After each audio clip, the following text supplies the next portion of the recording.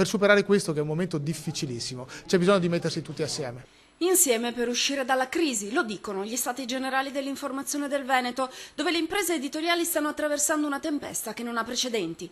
A Venezia, al convegno promosso da Ordine e Sindacato dei giornalisti in collaborazione con il Consiglio regionale, la fotografia di questo mare Forza 9 è nitida.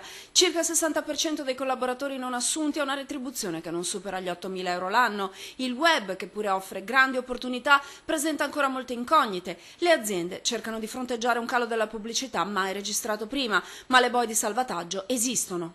Io credo che ci sarà la tematizzazione, ci saranno, e io credo che quella sia la strada, soprattutto gli approfondimenti.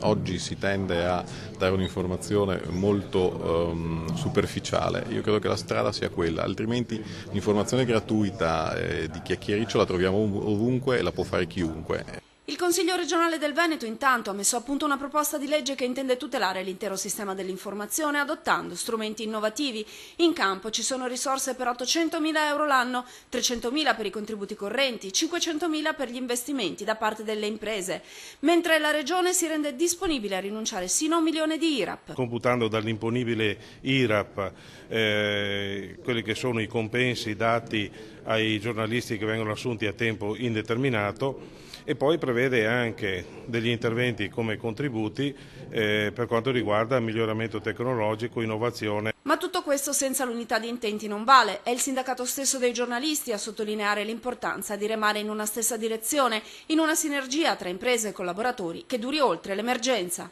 Bisogna trovare il modo di mettere assieme aziende, mondo della politica e lavoratori per trovare una via di uscita da questa che è una crisi pesantissima per l'intero settore.